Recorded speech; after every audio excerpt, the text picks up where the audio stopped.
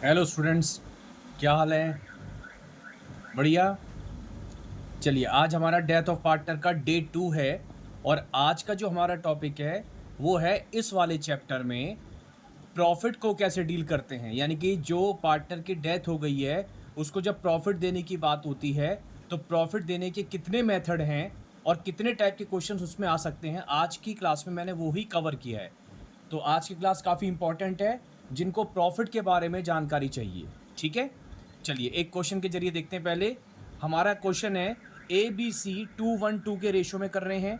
B की death हो जाती है जुलाई 1 में, यानी कि 3 महीने बाद, अप्रैल मई जून। और अब देखो यहां से ध्यान से सुनना, his share of profit will be based on. अब वो कौन कौन से बेस की बात कर रहा है, तो मैंने यहां पर 3 पॉइंट्स कवर किए। वो कह रहे हैं आपको बेस मानना है average profit of last 3 years, एक बार ऐसे करके दिखाओ। Average profit of last year 2 years, एक बार ऐसे करके दिखाओ। और एक बार प्रॉफिट ऑफ लास्ट ईयर के बेस पे करके दिखाओ। देखो मैंने आपको लास्ट वीडियो में बताया था कि जब किसी पार्टनर की डेथ होती है तो क्या होता है, हमें जब उसको प्रॉफिट देना है, प्रॉफिट एक्चुअल पता नहीं है। क्यों नहीं पता? डेथ बीच में हो गई है। प्रॉफिट कब पता पड़ेगा? ईयर के एंड में पता पड़ेगा। तो इसलिए हम किसी ना किसी को बेस मानते हैं। बेस मानने का मतलब हम ऐसा एज्यूम करते हैं कि इस साल भी हम उतना ही कमाएंगे जितना बेस माना गया है। ठीक है ना? अब उसके बेसिस पे हम जिस डिसीज्ड पार्टनर जो होता है, जिसकी डेथ हो रही है, उसको हम फिर प्रॉफिट में शेयर दे देते हैं। तो मैंने यहां पर 3 बेस ले रखे हैं, यानी कि लास्ट 3 ईयर्स के एवरेज के बेस पर, लास्ट 2 ईयर्स के एवरेज के बेस पर और लास्ट ईयर के बेस पर। तो कह रहा है प्रॉफिट ऑफ 3 ईयर्स, ये आपको पिछले 3 साल के प्रॉफिट दे रखे हैं। वो कह रहा है सी का प्रॉफिट में शेयर बताओ, बस ये बात करनी है। तो देखो सॉल्यूशन में फर्स्ट केस, पहले एवरेज प्रॉफिट निकालो। लिखा है ना पहले वाले में average profit of last 3 years, तो 3 साल का एवरेज निकालना है। अच्छा, लास्ट का मतलब होता है जिस साल उसकी डेथ हुई है उससे पीछे वाला लास्ट ईयर, या उससे पहले वाला लास्ट ईयर, और या उससे पहले वाला लास्ट ईयर। तो लास्ट ईयर जब बोलेंगे तो पीछे से काउंट करेंगे, ध्यान रखना इस तरीके से। मतलब डेथ अगर उसकी मान लीजिए 2024 में हुई है तो लास्ट ईयर 2023 बोला जाएगा, उससे पहला वाला साल 2022 बोला जाएगा। तो लास्ट ईयर का मतलब होता है जो डेथ वाला ईयर है उससे पहले वाला साल, है ना? इस तरीके से काउंट करते हैं लास्ट ईयर। तो उसने बोला लास्ट 3 ईयर्स, तो 1 2 3। तो हमने एवरेज लिया तीनों साल का, 10 + 20 + 30 डिवाइडेड बाय 3। एवरेज लेने के लिए 3 से डिवाइड किया क्योंकि 3 साल के प्रॉफिट हैं, तो ये 20,000 आ गया। अब सी का शेयर निकाल रहे हैं, 20,000 को बेस मान रहे हैं, मतलब हम ये मान रहे हैं कि इस साल भी हम 20,000 कमाएंगे। तो 20,000 रुपये साल का है, इंटू 3/12 किया 3 महीने का, इंटू 2/5 किया, क्योंकि यहाँ पर जो सी है उसका शेयर कितना है 2/5, तो इस सी का शेयर निकल के आ गया 2,000। क्लियर है? अगला पॉइंट कह रहा है केस 2 में कि अब की बार आपको लास्ट 2 ईयर्स के प्रॉफिट मानने हैं। अब बताओ लास्ट 2 ईयर्स कौन से होंगे? तो लास्ट 2 ईयर्स यहाँ से काउंट करूंगा ना, तो एक तो 20,000 होगा और एक आपका, सॉरी, एक तो 30,000 होगा और एक आपका 20,000 होगा। इस 10,000 को इग्नोर करेंगे, है ना? तो देखो नेक्स्ट में एवरेज प्रॉफिट जब 2 ईयर्स के लिए, तो वही हमने लिया 20,000 और 30,000, 10 को इग्नोर कर दिया। 2 साल के प्रॉफिट है, 2 से डिवाइड किया तो वैल्यू निकल के आ गई 25,000। आगे का काम बिल्कुल वैसे ही, सी का प्रॉफिट। अब 25,000 को बेस मानने का मतलब ये हो गया, हम ये मान रहे हैं कि इस बार हम 25,000 रुपये ही साल का कमाएंगे। तो इंटू 3 महीने का निकाला 3/12, और इंटू ए का, सॉरी, सी का शेयर निकाला 2/5, तो 2500 निकल के आ गया। तीसरे वाले में क्या कह रहा था, किसको बेस मानना है? देखो तीसरे वाले में बोल रहा था प्रॉफिट ऑफ लास्ट ईयर को बेस मानना। बताओ लास्ट ईयर कौन सा होगा? मैंने बोला जिस साल डेथ होती है उससे पहले वाला। तो ये 30,000 रुपये लास्ट ईयर वाला प्रॉफिट है। तो देखो सी का शेयर निकालेंगे, तो हम ये मान रहे हैं, बेस मानने का मतलब समझ में आ गया होगा। 30,000 को बेस मान रहे हैं, मतलब हम ये एज्यूम कर रहे हैं कि इस बार भी 30,000 रुपये ही कमाएंगे साल के।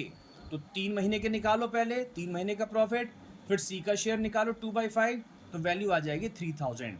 जर्नल एंट्री लास्ट वीडियो में कवर करी हुई है मैंने। तो अगर जर्नल एंट्री की बात करेगा तो सी को प्रॉफिट दे रहे हैं तो सी का कैपिटल इंक्रीज, और ये जो प्रॉफिट है एक्चुअल नहीं है, माना गया है, बेस पर है, एजम्पशन बेस्ड है, तो इसको सस्पेंस वर्ड बोलेंगे। तो P and L suspense account debit to C's capital account, being profit credited to C's capital account, या बीइंग प्रॉफिट क्रेडिटेड। तो ये एक क्वेश्चन हमने ये किया। इसमें अगर मैं पूछूं ये कौन से बेसिस पे था, तो ये हम बोलते हैं टाइम बेसिस पे निकाला है ना, निकाला ना टाइम बेसिस पे। 3 महीने का निकाला, उसके बाद हमने उसका शेयर निकाला। तो टाइम बेसिस पे करते हैं कि आपको किसी प्रॉफिट को बेस मानने को बोला गया तो वो पूरे साल का प्रॉफिट मान लिया जाता है। फिर जब उसकी डेथ हुई है उतने महीने का निकालते हैं और फिर उसके शेयर से मल्टीप्लाई करते हैं। तो ये जो हमने अभी 3 एग्जाम्पल देखे, ये कौन सा बेसिस था? ये टाइम बेसिस था। एक होता है हमारा सेल्स बेसिस। देखो अब एग्जाम्पल 2 में कवर करते हैं। लास्ट ईयर का प्रॉफिट है 10,000, लास्ट ईयर की सेल्स है 1 लाख रुपए। तो देखो इसमें अपने आप ही प्रॉफिट और सेल्स वगैरह आ जाएगा, इसकी शक्ल ही बिल्कुल अलग होगी, इसमें प्रॉफिट और सेल्स नजर आ जाएंगे। तो इसको हम बोलते हैं on the basis of turnover या on the basis of sales profit की कैलकुलेशन करना। तो लास्ट ईयर का प्रॉफिट है 10,000, लास्ट ईयर की सेल्स है 1 लाख। अगर मैं आपसे पूछूं हम कितने परसेंट कमा रहे हैं, तो शायद आप में से मैक्सिमम बच्चे बिना पेन चलाए बता देंगे कि सर 10% की कमाई हो रही है। 1 लाख रुपए पर 10,000 कमा रहे हैं, इसका मतलब है 10% कमा रहे हैं सेल्स पर। 1 लाख इंटू 10/100 करेंगे तो 10,000 आ जाएगा। वैसे 10% निकाला कैसे? 10,000 यानी कि प्रॉफिट ऊपर अपॉन सेल्स, और परसेंटेज निकालनी है तो इंटू 100 कर देंगे तो ये 10% निकल जाएगा। क्लियर? निकालना नहीं अभी, लेकिन मैंने बता दिया कि हाँ एक आइडिया लग गया कि हम सेल पर 10% कमाते हैं। फिर कह रहा है sales till the date of death, उसकी सेल्स जब उसकी डेथ हुई है तब तक की, एक ही डेथ के टाइम पर सेल्स कितनी थी? 20,000। जब भी उसकी डेथ हुई, इसमें डेट नहीं दे रखी, लेकिन जब भी मान ली जुलाई 1 में, जून 1 में, सितंबर में, जब भी डेथ हुई है तब तक की सेल उसकी 20,000 रुपये की थी फर्म की। बोल रहे हैं ए का शेयर 1/5 है, बताओ ए का प्रॉफिट कितना होगा। पहले हम जरा वर्बली करके देखें।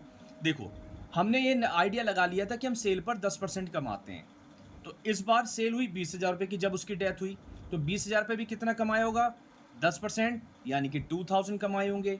और 2,000 में सी का हिस्सा, ए का हिस्सा कितना है? ए की डेथ हुई है ना, यहाँ पे डिजीज्ड यानी कि जिसकी डेथ होती है उसी को क्या बोलते हैं? मैंने बता दिया, डिजीज्ड पार्टनर बोलते हैं। तो ए का शेयर है 1/5, तो 2,000 इंटू 1/5 करेंगे, कितना आ जाएगा? 400।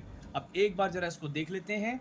ये देखो ए शेयर इन प्रॉफिट, तो हमने एक फॉर्मूला बनाया, profit of last year upon sales of last year. मतलब अगर सेल 1 लाख रुपए की है, ये देखो, तो प्रॉफिट कितना कमाया जा रहा है? 10,000 रुपये। वही एक तरह से 10% वाला रिलेशन आ गया ना। 1 लाख की सेल पे 10,000 का प्रॉफिट, तो 20,000 रुपये की सेल पर कितना प्रॉफिट? ये लिखा है sales till the date of death. तो ये जो ब्रैकेट वाला हिस्सा है ये आपको बता देगा कि हमने जब उसकी डेथ हुई तब तक कितना प्रॉफिट कमाया। 1 लाख पे 10,000 कमा रहे हैं तो 20,000 पे कितना कमाएंगे। तो जब इस ब्रैकेट वाले पोर्शन को सॉल्व करोगे तो ये 2,000 आ जाएगा, है ना। और इंटू 2,000 आ गया तब तक का प्रॉफिट, 1/5 उसका शेयर है, 400 हमारी अमाउंट निकल के आ जाएगी जो ए को मिलना चाहिए। एंट्री तो बात कर ही चुके हैं, एंट्री बार बार वही बनेगी, P&L suspense account debit to S capital account. Next third example एक और सेम क्वेश्चन है, देखो बस थोड़ा सा चेंज है, बढ़िया क्वेश्चन है लेकिन ये वाला। लास्ट ईयर का प्रॉफिट 10,000, लास्ट ईयर की सेल्स वही 1 लाख, तो वही परसेंटेज अगर निकालूं तो 10%। इस बार ध्यान दो, एक थोड़ा सा ट्रिकी बात कह दी यहाँ पर कि इंक्रीजिंग, ये जो मैंने एरो लगा रखा है ना, इंक्रीजिंग वर्ड है, ये क्वेश्चन में इंक्रीजिंग लिखा आ सकता है ना। तो increasing trend in profit by 2%, मतलब जो पिछले साल का प्रॉफिट की परसेंटेज थी, इस साल जिस साल उसकी डेथ हुई है प्रॉफिट 2% ज़्यादा कमाया जा रहा है, ऐसा मानना है।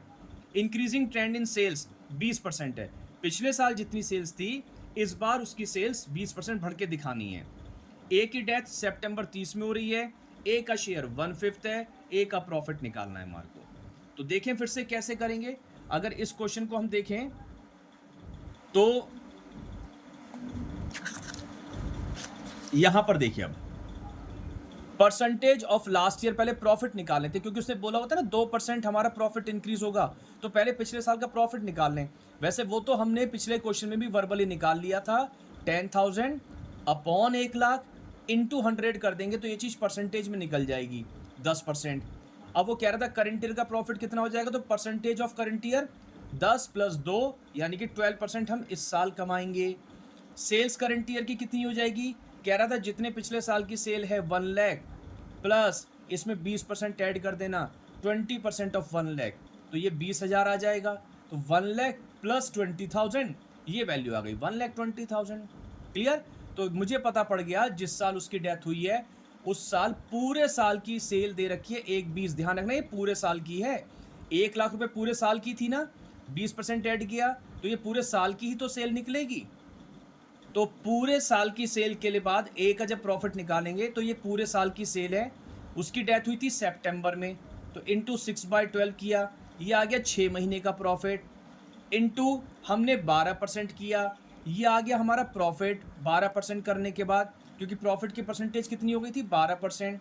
तो ये हो गया प्रॉफिट। यहाँ तक की अगर मैं बात करूँ तो यहाँ तक प्रॉफिट निकल के आ गया है ना, जब उसकी डेथ हुई है तब तक का प्रॉफिट। और उसका प्रॉफिट का शेयर था कितना यहाँ पर 1/5, तो अमाउंट आ गई 1440। क्लियर? अब बस लास्ट है, मैंने अभी आपको बताया था कि प्रॉफिट को कैलकुलेट करने के 2 बेसिस होते हैं, 1 मार्क में पूछ लेता है। कौन कौन से 2 बेस होते हैं? एक टाइम बेसिस जो हमने पहले वाला एग्जांपल किया था जिसमें 3 तरीके से करा था कि लास्ट ईयर के 3 साल के प्रॉफिट को बेस माना था, फिर एवरेज प्रॉफिट ऑफ 2 ईयर्स माना था, या फिर लास्ट ईयर के प्रॉफिट को बेस माना था। तो वो टाइम बेसिस था। और बाद के जो 2 क्वेश्चन करे हमने वो हमारे टर्नओवर बेसिस थे, यानी कि सेल्स बेसिस थे, जहां पर ये हमने फॉर्मूला अप्लाई किया था प्रॉफिट और सेल्स के रिलेशन से लेके। तो 2 बेसिस होते हैं। आई होप आपको ये वीडियो समझ में आई होगी और यहाँ पर हमने प्रॉफिट का बिल्कुल काम तमाम कर दिया है। अब आपकी गलती शायद इसमें ना हो। चलिए अगली क्लास में मिलते हैं किसी और नए टॉपिक के साथ। तब तक आप इस वीडियो को थोड़ा सा शेयर करो, लाइक करो, और नए हो तो सब्सक्राइब भी कर दीजिएगा। चलिए, थैंक यू।